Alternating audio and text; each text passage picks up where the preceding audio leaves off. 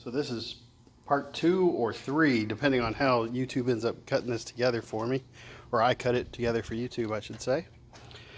So again, there's 2 bolts on this side of the air filter, 2 bolts here, 2 down here. These 2 11 millimeter socket nuts that you got to undo. These are 1/8 inch hex bolts, I believe is the correct measurement, but they're hex bolts, they're not Phillips. There's also a clip here and here to redo to get it all in there. There's a pre-filter again on this side of the air intake, and then you replace this disposable, essentially, air filter here. So I was going to give you all thoughts on, it is so hot in Texas right now, y'all. I got to drink water while we're doing this. Car needs a good air to gasoline mixture.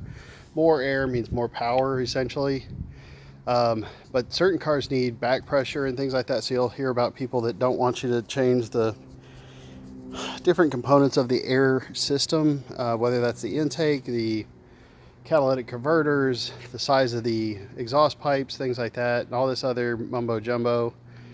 You know, I'm not a tuner, I'm not a JPN head or anything like that as far as getting into that kind of stuff, but I do care about improving basic performances with the cars. You know, I'm not going to be putting a turbo or anything on this. This is my daily driver, so but I do like to get, you know, smart improvements wherever I can.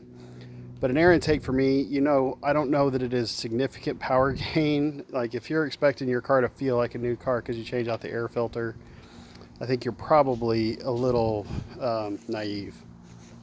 I guess we'll do a little walk around since we're just out here. So this car is new to me. I've had it for almost a year, but it's a 2011 328i. Had 52,000 miles when I got it in 2019 for a 2011. I was pretty stoked about it. I'm going to be doing some other videos about detailing and fixing the cars and stuff like that, but overall pretty clean. Yeah,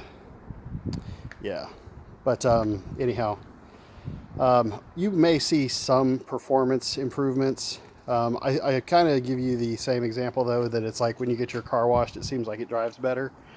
I think it might be placebo effect. If you were to dyno it, are you going to get significant horsepower gains? Probably not. Let's say you get 2 horsepower, but you're also, it's a part of the components of the car that you are going to be changing out. So the fact that this is a reusable one also makes it an economic decision as well. So it's going to make the car run better. In the long run, it's cheaper. Just do it. That's basically my advice. I'm like Nike over here. Anyhow, talk to y'all soon. This engine bay is straight up filth. I'm going to do a detailing video on this soon, because you guys can tell this girl is dirty, which also made the install a little bit less enjoyable than if this was a clean car.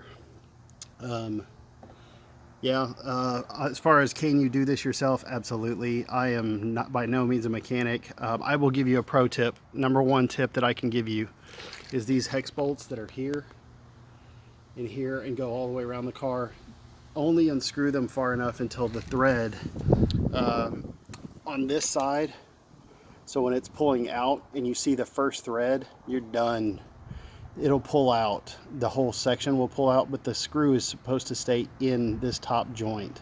You don't want to take the screw all the way out like I did. This guy, this guy. That is a no-no. I actually got a comment from somebody, and they're like, dude, that is the dumbest idea. Like, they're designed to stay in, which is why you were having so much trouble unscrewing them. And I'm like, man, that would have helped 30 minutes ago. So that is the best tip I can possibly give you guys, because honestly all the trouble I had was with getting the screws completely out, because it's not countersunk, but if this is the top of the screw, basically the whole top section is flat. There's no threads or anything like that, and then the bottom half of the screw has all the threads, so you have to work the threads into the top and then into the bottom. So it comes out of the bottom quite easily, but to get the top section out and unthreaded, for some reason, is a bear. And if I'd have just left it in there, because some of these areas are so tight. The one down here, and then there's two on this side that are just, they're really tough. But if I didn't have to take them all the way out, which is apparently what you're not supposed to do, my life would have been a lot easier. So that would have saved me a lot of time. So learn from my mistake, y'all. Hope this is fun. I'm going to be keeping doing stuff like this on the car. So, you know, please do me a favor, like and subscribe. That helps me. I'm sure you guys know how this works by now, but, you know, liking and subscribing is how I can eventually get potentially monetized to the point where I can make a couple bucks to buy more parts and things like that, and show you guys what it's like for a noob to be doing stuff on the E90 BMW. Talk to y'all soon. Be well.